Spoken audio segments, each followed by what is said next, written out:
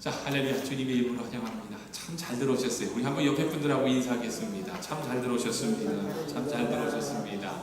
참 잘 들어오셨습니다. 자, 여러분 정말 주님의 이름으로 환영하고요. 오늘은 본문에 의지하여서 오직 나의 신으로 라는 제목으로 여러분들과 함께 은혜를 나누고자 합니다. 여러분 그 2차 세계대전 때 일입니다. 그 독일군과 연합군이 치열한 총격전을 벌이고 있었는데 이제 전투를 마치고 이제 연합군 병사가 자기의 막사에 돌아왔을 때 동료 병사 중에 자기 고향 출신으로 같은 부대, 같은 중대에 배치된 전우를 찾을 수가 없었어요. 이리저리 헤매다가 이제 중대장에게 건의를 합니다. 고향 친구가 보이질 않는데 혹시 실종되었을지 모르니 전투하던 곳으로 다시 가서 친구를 찾아보겠다. 이제 이게 이야기를 합니다. 그러자 이 중대장이요, 야, 너마저 위험에 처할 텐데 왜 그런 짓을 하려고 하느냐? 죽지 않았어도 깊은 부상을 당했기 때문에 아마 네가 가도 소용이 없을 것이라며 만류를 합니다. 그러나 이 병사는 그냥 있을 수가 없었습니다. 그래서 병사는 이제 중대장의 만류를 뿌리치고 총알이 빗발치는 격전지로 달려갑니다. 딩구는 수많은 시체들을 찾아 헤맨 끝에 총에 맞고 피를 흘리며 숨을 헐떡이며 죽어가고 있는 친구를 드디어 찾았지만 결국 숨을 거두었어요. 그러고는 병사는 자기의 자리로 다시 돌아와 중대장에게 보고를 합니다. 그러자 아니나 다를까 중대장이 이렇게 이야기를 합니다. 거봐라, 어차피 죽을 건데 그 위험한 데를 무릅쓰고 가서 왜 그런 고생을 사서 하느냐. 그러자 이 병사의 대답은 전혀 달랐다는 겁니다. 중대장님, 제가 그 친구를 찾아간 것은 100번 잘한 일이었습니다. 제가 갔을 때 그 친구는 숨을 헐떡거리며 제게 이렇게 말했습니다. 나는 네가 올 줄 알았어. 그리고 더 중요한 일은 그 친구가 숨을 거두기 전에 예수 그리스도를 영접했다는 사실입니다. 여러분들 2014년도도요 얼마 안 있으면 이제 과거로 들어갑니다. 사랑하는 여러분, 한 해가 저물어가는 이때에 우리를 기다리는 영혼들이 없을까요? 우리의 따뜻한 손길을 기다리고 우리의 위로를 기다리는 영혼들이 없을까요? 아니, 우리들이 찾아가서 복음을 증거해야 할 그런 이웃들은 없을까요? 여러분, 그런 이웃들이 생각날 때 주저하지 마세요. 용기를 내서 찾아가시고 그리스도의 사랑으로 그들을 격려해 주세요. 모든 그리스도인들에게는요, 여러분, 전도의 사명이 주어졌습니다. 아멘. 전도 안 하겠다는 거. 전도 안 하겠다. 전도의 사명이 주어졌어요. 성경에는 수많은 내용들이 너희들이 주님의 십자가 보혈의 피공로로 구원을 받았으면 복음을 전파하라는 게 바로 예수님의 명령입니다. 그래서 주님께서는요, 때를 얻든지 못 얻든지 복음을 증거하라고 말씀하셨습니다. 여러분, 하나님의 최고의 선물은요, 저와 여러분을 위하여 그 아들을 보내주신 겁니다. 우리의 죄를 사하시고 우리의 모든 문제를 홀로 십자가에 짊어지시고 아버지 하나님 앞에서 다 해결해 주셨습니다. 그리고 주님께서는 승천하시면서 이 세상을 살아가는 성도의 제자들에게 성령을 선물로 보내주셨어요. 이거야말로 주님께서 우리에게 주신 최고의 축복의 선물입니다. 여러분, 저는요, 성령님을 이렇게 표현할 수 있을 것 같아요. 어머니와 같다라고 표현할 수 있을 것 같습니다. 여러분, 예수님을 영접하고 믿게 되면요, 그때부터 저를 낳아서 길러서 훌륭한 크리스찬으로 만들어주는 일을 보니까요, 성령님이 합니다. 성령님은 죄인의 옷을 다시 빨아 깨끗하게 해주시면서 다시 또 입혀주십니다. 내가 병들었을 때, 연약할 때 항상 떠나지 아니하시고 따뜻한 손길로 어루만져 주시며 낫게 하고 용기를 주십니다. 여러분 보세요. 성령님이 얼마나 좋으신 분이신지. 이제 기도를 통하여 1대1로 교제를 하다 보면요, 엄청나게 좋은 것을 주시는 분이 바로 성령님이라는 깨달을 수가 있는데, 여러분, 인간이 이 땅에 태어날 때는요, 생명만 가지고 태어나지만 성령님은 저와 여러분의 영적인 의복을 입혀주시고 사랑해 주시고 양육해 주셔서 훌륭한 사람으로 다시 만들어 주신다는 거예요. 그리고요, 우리 좋으신 성령님은요, 내가 거역하지 않고 떠나가지 않는 한 실증을 내지도 아니하시고 피곤을 느끼지도 아니하시고 끊임없이 저를 돌보아 주시고 영원히 함께 해주시는 분이 바로 성령님이시더라는 거예요. 그래서 외롭지가 않습니다. 두렵지가 않습니다. 여러분, 이 땅에 사는 사람들이요, 하나같이 다 소원이 있습니다. 그렇죠? 여러분, 그런 소원 없으세요? 다 있으실 겁니다. 그런데 놀랍지 않습니까? 제 경우를 보아도 그렇고 함께 믿음의 길을 걷는 분들을 보면 하나같이 다 성령님께서 임마누엘의 영감을 가지고 살게 하면서 때와 시는 다르지만 결국에는요, 다 잘 되도록 하나님께서 걸음을 도와주신다는 거예요. 그렇습니다, 여러분. 성령은 우리가 꿈꾸는 일을 함께 이루어가 주시는 분입니다. 세상에 여러분, 많은 불신자들을 보세요. 이런 분들을 잘 보면요, 자신이 모든 것을 어떻게 잘 지키며 유지하며 살까 하면서 불안해합니다. 빼앗기지 않으려고 발버둥을 칩니다. 정말입니다. 그 자리를 빼앗기지 않으려고 부단히도 노력을 하지만 안타깝게도 그것을 영원히 지킬 수 있는 사람이 없다는 거예요. 인간이 만든 아름다운 건강, 행복, 부유함은요, 언젠가는요, 밀물에 밀려 무너지는 모래성이라는 겁니다. 그러나 여러분, 저는 한 가지, 하나님께서 이 약속을 주신 말씀을 통해 지금 제가 이 자리에 와 있다는 것을 확실하게 알 수 있는 성령님의 보증이 제 속에 있다는 걸 여러분 아세요? 그게 바로 이 말씀입니다. 내 이름으로 무엇이든지 내게 구하라. 그리하면 내가 시행하리라는 요한복음 14장 14절의 말씀입니다. 여러분, 이때가 바로 제가 이제 사회생활을 접으면서 이제 공부를 시작할 때입니다. 이야, 그런데 여러분, 제가 이제 목사가 되겠다고 공부를 하니까요, 어느 누구나 이제 제가 영혼을 구원하는 목사가 되기 위해서 모든 것을 내려놓겠습니다라고 했더니 하나같이 다 저보고 뭐라고 그러는지 아세요? 야, 저 돌았구나. 돌았구나 그러더라고요. 아이고, 잘 먹고 잘 사는데, 그 편안하게 사는데 그렇게 사냐는 겁니다. 그러면서 공부를 시작하면서요, 이 마귀라는 놈이 계속해서 공격을 해옵니다. 네가 언제까지 이것을 참고 하나 하고자라며 끊임없이 물질로 저를 괴롭히고 사람의 말을 통해서요, 저의 마음속으로 어지럽힙니다. 아마도 이 마귀라는 놈이 제가 영혼을 구원하겠다는 목사가 되는 것이 그렇게 시기가 질투가 났었던 것 같습니다. 아니, 그러니까요, 그때 당시에 제가 이제 공부를 하는 동안에 보니까요, 얼마나 주위 환경이 어지러웠는지 아세요? 막 주위 환경이 복잡해지면서요, 교회의 분쟁을 통해서 신망이 옵니다. 이게 목회의 길을 걸어가야 되는 거냐면서요, 막 사람의 마음을요, 점점 다운을 시킵니다. 그러면서 또 관계를 통해서 괴로움을 주는데요, 정말 어느 정도냐면 어떤 때는 하루는요, 도저히 못 참겠더라고요. 그러면서 이제 새벽 기도를 나가면서 말씀을 보는데 성령님께서 이런 음성을 들려주시더라는 거예요. 진영아, 네가 내 안에, 내가 네 안에 있다면 내 이름으로 구해라. 그리하면 반드시 내가 이루어 주시겠다는 확신을 주더라고요. 그래서 여러분, 복음의 능력, 하나님의 말씀의 능력이 대단한 겁니다. 그리고 우리 성령님이 너무 좋으신 분이라는 거예요. 그래서 제가 지금 더 이상 뒤를 돌아보지 않고 여기까지 와서 지금 여러분들에게 주님의 종으로서 하나님의 말씀을 전하고 있는 것 아닙니까? 내가 예수 믿고 성령을 의지하는 한 절대로 배반하지 않는 분이 바로 성령님입니다. 그런데 내가 잘난 줄 알고 내 힘으로 믿으려고 할 때에 내가 예수님을 배반하고 떠나가는 것이지, 능치 못함이 없는 성령님은요, 내가 연약합니다, 내가 죄인입니다 라며 고백하고 SOS를 기도로 딱 치면요, 더욱더 나를 붙잡아 주시면서 믿음을 굳세게 더 견고하게 해주시는 분이 바로 성령님이더라는 거예요. 여러분, 저는 한 가지 깨달은 것이 있어요. 저희 딸아이가 이번에 급체를 해가지고 제가 이제 응급처치를 해준다고 해서 그 엄지와 건지 사이를 만져주면서 좋아진다고 하진 않습니까? 그래서 이제 제가 만져주었더니요, 처음에는 아프다고 하더니 점점 더 괜찮아지는 것을 보면서 제가 깨달은 게 뭐냐? 그렇구나. 아이에게는 힘이 있는 것이 아니라 잡아주는 자의 힘이 어린 아이를 서기하고 낫게 하더라는 거예요. 마찬가지입니다.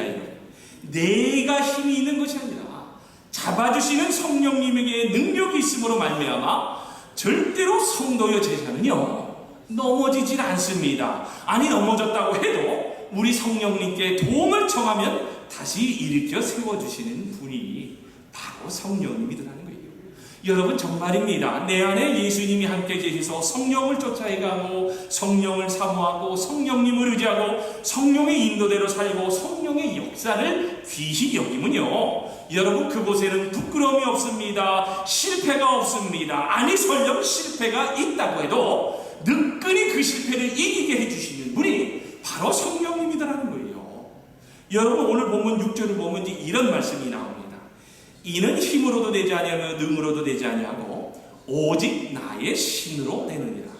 근데 여러분 이 본문의 배경을 알아야 왜 스가랴가 내 힘으로 되지도 않으나 오직 하나님의 신으로 될 수밖에 없다라는 고백을 드리는 이유를 잘 알 수 있는데, 여러분 그때 당시 이제 그 바사의 다리오 왕이 이제 즉위를 합니다. 그래서 이제 이스라엘 포로들에게 성전 재건을 허락하라고 이제 돌려보냅니다. 그래서 이제 제사장 가문의 출신이었던 스가랴가 이스라엘로 돌아와서 이제 성전을 재건하려고 하는데 얼마나 반대가 심했는지, 여러분 특별히요 그 지역의 총독이었던 단느데와 스달보네스와 그 동료들이 다 나와서 하나같이 반대를 합니다. 야 그런 거 왜죠? 그런 거 하지 마. 어느 정도였냐면요, 이 정치적인 계산이 깔린 이들은요 다리오 왕에게 더 잘 보이기에 성전 재건을 시작하기 전에 먼저 이 재건의 약속이 참이냐 거짓이냐를 놓고 따지면서 다시 공문서를 보내서 이 사건의 진위를 파악하기 전까지는 재건 공사를 할 수 없다라며 으름장을 놓습니다. 그런데 여러분 그 기간이 무려 얼마나 걸렸는지 아세요? 14년입니다. 14년이라는 세월이. 여러분 저 같았으면 포기하고 말았을 거예요. 14년이라는 세월을 기다려만 했다는 게 얼마나 여러분 견디기 힘들었겠어요. 얼마나 여러분 그러니 실망이 되었겠습니까? 그 먼 길을 와서 선한 뜻으로 성전을 짓겠다고 하는데도 이렇게 방해를 하니 얼마나 스가랴가 자빠지고 싶고 좌절하고 싶고 포기하고 싶었겠어요. 그런데 여러분 놀랍지 않습니까? 하나님의 신의 역사는 너무나도 대단하다는 거예요. 이미 이것을 다 아시고 다리오 왕의 마음으로 움직이고 불길한 상황을 전화업력시켜서 오히려 더 잘 지을 수 있도록 재건의 허락을 받게 되어 하나님의 전을 지을 수 있었다고 합니다.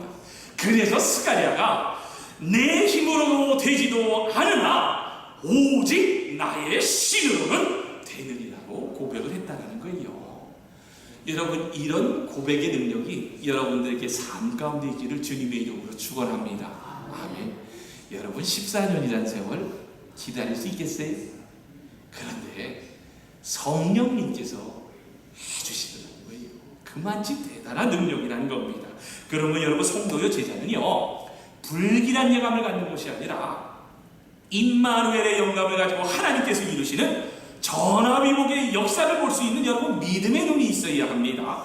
하나님의 성령으로 된다고 합니다. 성령은 불가능을 가능으로 만듭니다. 내 모든 소원을 이루어 주시고 우리 교회 소원도 이루어 주시고 우리 개인의 모든 꿈을 이루어 주실 뿐만 아니라 끝까지 함께 해주신다는 거예요.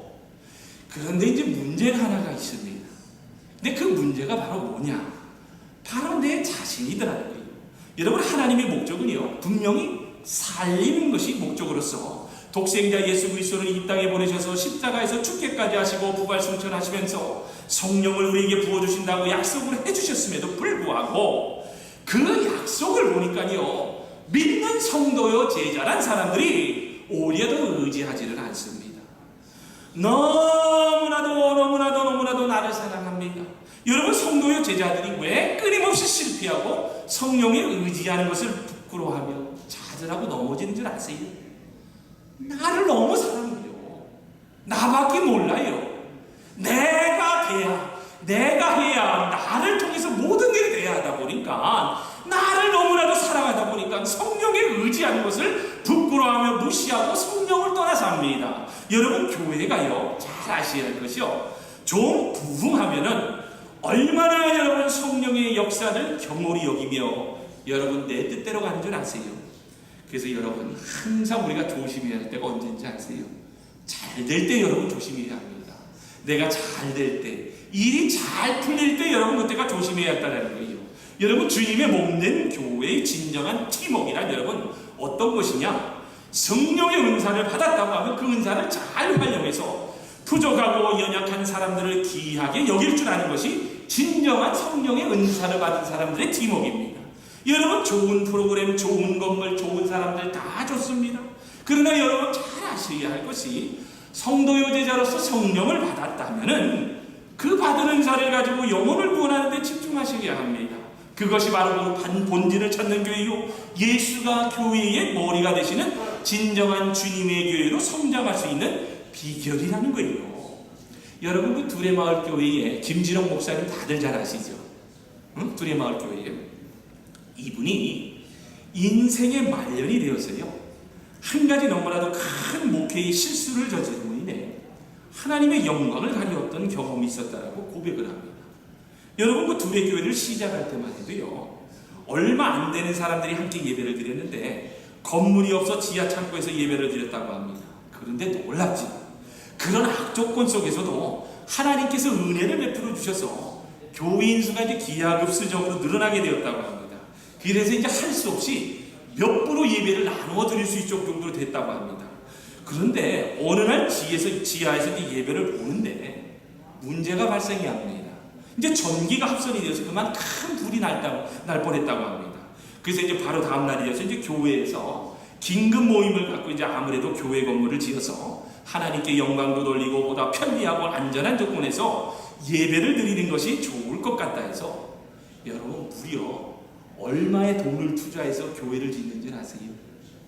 200억이라는 물질을 들여 교회를 지었는데, 그런데 이 목사님께서요, 이것이 자신의 목회에서 가장 큰 실수였다며 참 많이 회개했다고 합니다. 왜냐? 이 김 목사님께서 교회가 부흥되어서 200억을 들여서 좋은 건물로 이사와 다양한 프로그램으로 편리하고 안락한 예배를 드렸지만, 그런데 이상하죠?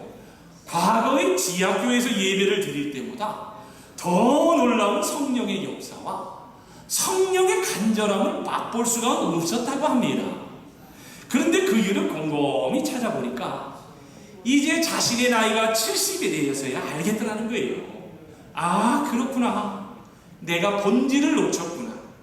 차라리 200억을 들여 교회 건물을 짓지 말고 이것을 가난한 자들을 위해 썼다면 얼마나 큰 도움이 될 수 있었는데, 아니면은 목사를 키워 교회를 분리 독립시켰으면 더 좋았을 텐데, 말씀 안에서 내가 답을 찾아야 하고 말씀을 통해 내가 주님과 첫 만남이 있었어야 했는데, 오히려 내가 너를 엉뚱한 데 돌려 좋은 건물, 좋은 프로그램만 있으면 성령의 역사가 더 클 것이다라는 교만과 착각으로 인해 많이 후회했다고 하면서요, 지금이라도 우리 두레 교회가 늦지 않았으니까 이제는 더 이상 이런 실수를 범하지 않도록 복음의 본질로 돌아가야 한다라며 강조에 또 강조를 하며 설교를 하시더라는 거예요.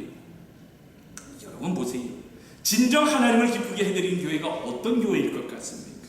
좋은 건물, 좋은 프로그램, 좋은 사람들. 그런데 여러분 잘 보세요. 200억짜리 교회에서 예배를 드리고 있는 이 목사님께서 이제는 후회하신다고 하지 않습니까? 물론 이분의 말씀이 다 옳다고 할 수는 없으나 적어도 성령의 능력과 성령의 역사는요, 개인적인 갈급에서 오는 것이지 좋은 건물도 아니요, 좋은 프로그램도 아니요, 좋은 사람이 아니라는 것은 확실한 것 아닙니까?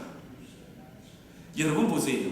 크리스천들이 좀 더 잘 살게 해주세요, 그래서 복 주세요 라고 하며 잘 살게 되지 않습니까? 그러면요, 그 잘 살게 된 것을 앞세워 금세 성령님의 도우심을 잊어버리고 성령을 등한히 합니다. 여러분 보세요. 문학과 예술과 학문과 경제와 과학 등의 모든 것들이 인간을 편리하게 해주고 있습니다. 너무나도 편리하게 해줘요. 여러분 지금 우리 어머니하고 저하고 카톡을 이렇게 할 때 보면 어머니가 가끔가다 놀래요. 야, 세상에, 네가 미국에 유학 갔을 때는 말이야, 전화 한 통하기도 힘들었는데 이제는 뭐 너무 전화하기가 쉬우니까 야, 이제 전화 그만해라, 귀찮다 할 정도예요. 너무나도 편리해졌어요. 없는 게 없습니다. 없는 게 없어요. 정말 이 너무나도 편리해지고 풍성한 볼거리를 제공해 주는 것을 저도 인정을 합니다. 그러나 여러분 잘 아셔야 할 것이, 제가 오늘 다루는 주제는 이와는 차원이 다른 초등학문이 아니라 이 세상에서 가장 고상한 학문이요 지식인 바로 생명을 다루는 학문제입니다. 여러분, 이런 것들은요 잠시 동안의 만족은 줄 수 있으나 영원하지 못합니다. 영원하지 못하다는 거예요. 여러분 보세요. 조금 먹을 것이 생기면요 보이는 것이 많아집니다. 그렇죠? 우리 성도님들은 저보다 믿음이 좋은 것 같아. 아멘 해야 됩니다. 아멘은 안 해요. 여러분, 조금 먹을 것이 저는 생기니까요 돈의 주머니가 조금 채워지니까 어떤 생각이 들어요? 당장 딴 생각 듭니다. 눈에 많은 것이 들어오고 많은 소리가 들려요. 배고플 때는 아무것도 모르다가 먹을 것이 생기면 그 다음에는 또 다른 것이 생각나기 마련입니다. 교회도 마찬가지입니다. 교회가 좀 더 성장하고 부흥하면 무언가 으스대고 싶어합니다. 자랑하고 싶어합니다. 그러나 여러분, 말세의 때에 영혼의 때를 여러분 잘 준비하셔야 합니다. 여기에 무서운 함정이 있다고 이 김진호 목사님께서 간증하고 계시지 않습니까? 여러분, 성령님이 내 안에 계시고 내 길을 인도해 주시는 확신이 들게 되면 여러분 깨닫게 되는 게 한 가지가 있어요. 그게 뭐냐? 바로 복음의 본질의 능력과 여러분 목적이라는 겁니다. 여러분, 이 땅에 예수님께서 왜 오셨는 줄 아세요? 누가복음 4장 18절을 보면 이런 말씀이 나옵니다. 주의 성령이 내게 임하셨으니 이는 가난한 자에게 복음을 전하게 하시려고 내게 기름 부으시고 나를 보내사 포로된 자에게 자유를, 눈먼 자에게 다시 보게 함을 전파하며 눌린 자를 자유롭게 하고. 여러분, 예수님께서는 이런 목적을 가지고 이 땅에 오셨다라고 하는데, 여러분 오늘날 교회를 보세요. 과연 예수님께서 오신 목적대로 교회가 영혼을 구원하며 복음을 전파하고 있다고 보십니까? 아니라는 거예요. 오히려 교회 안이 사교장소가 돼갑니다. 오히려 교회 안에 끼리끼리가 됩니다. 오히려 교회 안에 사람이 모이고 예수님이 몸으로서 내가 필요하면 예수님이고 내가 필요 없으면 내가 예수님이 되어서 얼마나 복음의 본질과 목적을 모르며 지금 여기가 촛사원이라며 착각하며 사는 성도여 제자가 여러분 얼마나 많아요. 여러분 보세요. 이 김진홍 목사님께서 부족하고 연약한 사람들에게 정말 그 자기가 지하교회에 있으면서 그렇게 도왔을 때는 놀라운 성령의 역사가 있으면서 더 큰 하나님의 역사를 볼 수 있습니다. 그만 내가 보기에, 우리가 보기에 좋은 교회를 만들어 놓았더니 오히려 더 하나님의 영광을 가리웠다라고 하지 않습니다. 여러분, 김진홍 목사님께서 간증한 성경 여러분 육비에 잘 새기시길 바랍니다. 어떨 때에 놀라운 하나님의 성령과 영광, 하나님의 영광과 성령의 역사가 교회에 나타나는지 여러분 잘 아셔야 합니다.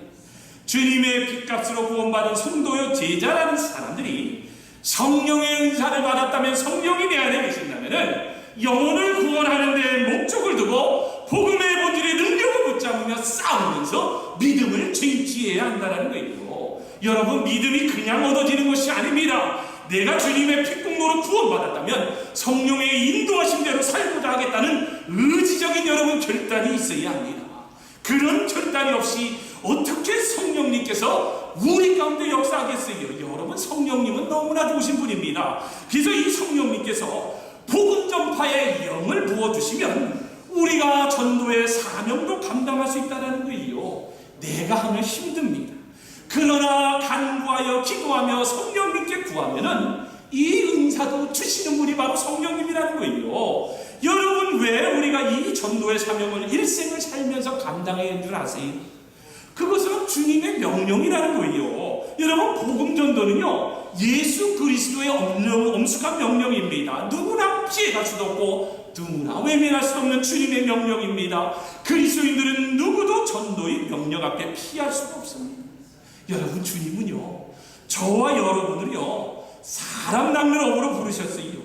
여러분, 직장에 출근하던, 가게를 운영하던, 사업을 하던 여러분 사람을 낚는 업으로 부름을 받은 겁니다. 여러분의 삶의 현장에서 영혼을 낚는 거룩한 어부가 되어야 한다는 거예요. 여러분, 이런 이야기가 있습니다. 어느 주일날 오후였어요. 그 어느 신실하신 집사님이 이제 오전에는 예배를 드리고 이제 오후에는 이제 전도하는 습관이 있었습니다. 근데 이제 다른 날은 바빠서 못하니 주일만은 1시간 전도하는 계획을 세우고 꼭 전도를 나갔는데, 그런데 이제 그날따라 이 날씨도 춥고 비도 오고 몸도 으슬거리고 감기 기운도 있었습니다. 그래서 이제 가기 싫은 마음에 침대에서 이렇게 이제 막 뒹굴고 있으니까 7살짜리 딸이 와서 말을 겁니다. 아빠, 오늘은 왜 전도 안 나가요? 그래서 이 아빠가 야, 비도 오고 몸도 으슬거리고 오늘은 가기 싫네. 그럼 아빠, 이렇게 비가 오고 추운 날은 하나님이 전도하는 것을 안 좋아하시나 보죠? 그러자 이 아빠가 쭈삣하면서 아니, 그건 아니고 아빠가 좀 피곤해서. 그럼 아빠, 대신 제가 전도하러 가면 안 돼요. 그래서 이 아빠가 그래, 그럼 조금만 가지고 가서 얼른 전도지 돌리고 집으로 돌아와라. 그리고는 이제 7살짜리 아이가 이제 아빠를 대신해서 전도하러 나갑니다. 이제 비가 오기 때문에 사람들을 길에서 만나기가 쉽지 않았어요. 이제 간혹 만나는 사람에게 아저씨 예수님 믿으세요 하고 이제 말을 건네고 전도를 주었습니다. 이제 다 돌리고 여름 이제 마지막 한 장이 남았습니다. 그래서 이제 만나서 누굴 주려는데 아무도 지나가는 사람이 없었습니다. 이제 그래서 집으로 돌아온 길에 어떤 집 대문이 눈에 띕니다. 그래서 이제 이 마지막 장을 저기 사는 분에게 드려야겠다 싶어 이 꼬마 딸아이가 이제 초인종을 이렇게 누릅니다. 근데 한 번 눌렀는데 띵동 하고 눌렀는데 아무런 응답이 없었어요. 그래서 띵동 하면서 이제 2번째 눌렀습니다. 근데 2번째 눌러도 반응이 없습니다. 그래서 띵동 이제 3번째 눌렀더니 그제서야 무거운 발자국 소리가 들립니다. 그러면서 문이 삐걱 열리더니 아주 초췌한 모습에 머리를 길게 늘어뜨린 중년의 여인이 나오는 거예요. 그래서 이제 이 어린 소녀가 안녕하세요 하면서 인사를 건네고는 전도지를 전해주며 아줌마도 예수 믿으세요, 구원 받으세요, 예수 믿으면 행복해져요 하고 인사를 건네고는 종종 걸음을 치며 집으로 나왔습니다. 자, 이제 그리고 이제 시간이 흘러갑니다. 그래서 일주일이 지납니다.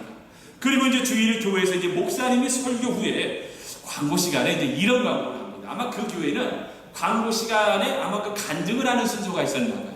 그래서 이제 광고 시간에 혹시 여러분 가운데 오늘 지난 일주일 동안의 삶을 정리를 하면서 간증하고 싶은 분이 있으면 나와서 간증해 주세요.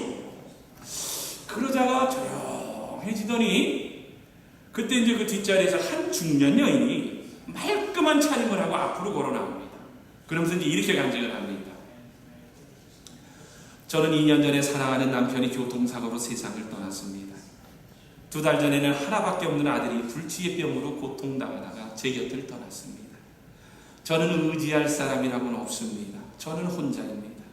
저는 외로워서 살 수도 없었고 우울증이 재발해서 죽고 싶은 생각 속에 늘 살았습니다. 비오는 지난 주일 오후에는 저는 자살하기로 결심을 했습니다. 그리고 구해놓았던 농약을 막 먹으려는 찰나에 누가 주인 초인종을 눌렀습니다. 한 번 누르고 가겠지 했는데 2번째 또 눌러줬습니다. 조금 있다 가겠지 했는데 3번째 또 울렸습니다. 그래서 저는 죽는 건 좀 있다가 죽어도 되니 누가 왔나 얼굴이라도 봐야지 하고 나갔습니다. 그랬더니 거기에 천사가 서 있었습니다. 그 소녀가 전해주는 전도제를 받는 순간에 제 눈에 이런 성경 구절이 들어왔습니다. 수고하고 무거운 짐진다가 내게로 오라. 내가 너희를 쉬게 하리라.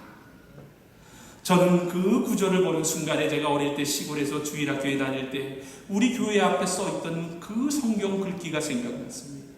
저도 모르게 제 무거운 인생의 짐을 주님께 다 내어드렸습니다. 제 마음속에 평화가 찾아왔습니다. 저는 이제 죽지 않고 살기로 다짐했습니다. 그리고 제가 이 교회에 나와서 처음 예배를 드리게 된 것입니다. 라며 감정으로 고백을 했다. 그렇습니다, 여러분. 우리가 때를 얻든지 못 얻든지 전도해야 할 이유가 바로 여기 있습니다. 여러분, 전도하고 싶어 전도하기도 하지만 때로는 하기 싫어도 부득불 억지로라도 해야 하는 이유가 바로 여기에 있다는 거예요. 여러분, 복음 전파는요, 생명을 살리는 겁니다. 그래서 너무나 귀하고 가치 있는 일이라는 거예요. 그래서 성령님께서 저에게 은혜를 주시고 다 걷어치고 가장 값 있는 일이 뭐냐? 생명을 구하는 일이요, 사람을 살리는 일이다. 이게 바로 하나님께서 저와 여러분을 이 목적으로 부르신 사람들인 겁니다. 사랑하는 저희 공동체 여러분, 말씀을 맺습니다. 여러분 주위를 둘러보세요.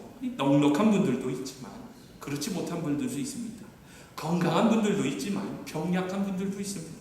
사회적으로 지위가 높은 분도 계시지만 밑바닥에서 계시는 분들도 계십니다. 특히 우리 주위에 어려움을 겪고 있고 이 연약한 가운데 있는 불쌍한 영혼이 있다면 그 사람이 바로 우리가 보살피며 바로 설 수 있도록 돕는 책임과 의무가 있는 성도요 제자라는 사실을 여러분 꼭 아셔야 합니다. 그러나 오직 나의 신으로 성령님의 도우심에 힘입어 복음의 본질을 놓치지 않고 영원 구원이라는 목적을 향해 뛰고요, 여러분 성령님이 도와주십니다. 이것이 바로 살아있는 교회의 특징이요, 이런 교회가 영적인 전쟁에서도 늘 이기고 영적인 경주에서도 늘 1등을 달릴 수 있다는 것을 여러분 꼭 아시고 성령님께 더욱 의지하여 오직 나의 신에 의지하여 복음을 전파하겠노라며 제일 앞장서는 제1공동체가 되시기를 주님의 이름으로 축원합니다. 네.